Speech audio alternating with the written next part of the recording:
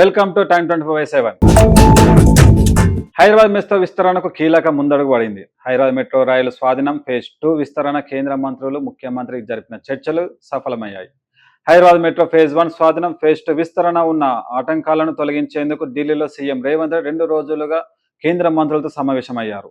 Railway శాఖ మంత్రి అశ్విని వైష్ణవ్, కేంద్ర బొగ్గు గనుల శాఖ మంత్రి కిషన్ రెడ్డి, కేంద్ర గృహ నిర్మాణ పట్టణ వ్యవహారాల శాఖ మంత్రి మనోహర్ లాల్ ఖట్టర్తో చర్చలు జరిపిన సీఎం రేవంత్ రెడ్డి కీలక నిర్ణయాలు తీసుకున్నట్లు తెలుస్తోంది.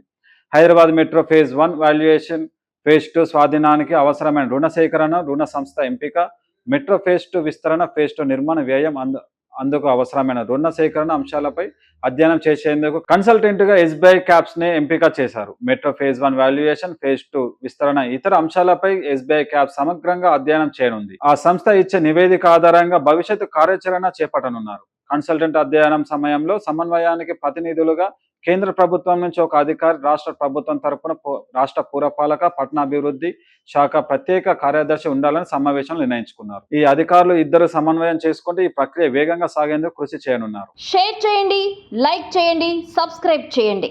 మరిన్ని వీడియోల కోసం బెల్ సింబల్ పై క్లిక్ చేయండి.